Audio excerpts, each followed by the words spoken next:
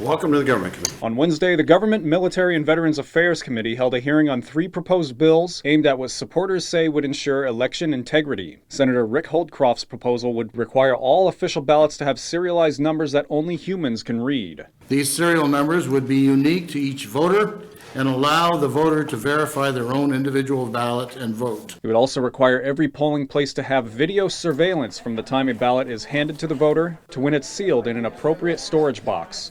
The Nebraska ACLU says such surveillance would infringe upon First Amendment rights, as the U.S. Supreme Court stated in Burson v. Freeman in 1992. The First Circuit most recently expanded on Burson to conclude that the First Amendment protects the right to cast a secret ballot from both prohibitions on and mandatory recordings of vote casting. Senator Steve Halloran has 2 pieces of legislation. One would ban any voting machines that have components manufactured outside of the U.S. My concern is that those machines may have a chip, hardware, or software that allows them to be accessible through the internet and be able to have someone manipulate or alter the election results after they have tabulated the votes. One opponent says the bill would make Nebraska's elections more expensive and that it addresses a problem that doesn't exist. The current manufacturer of Nebraska's voting equipment, ES&S, is based out of Omaha, and its equipment goes through rigorous testing to meet the federal standards set out by the U.S. Election Assistance Commission's testing and certification program. The current voting system requirements are sufficient to continue to ensure the security of our elections. Halloran's other proposal would provide the counties the option to count or recount votes by hand. A supporter says he works as a database manager in information technology and that it's easy to change database and manipulate digital images. Basically, nobody will know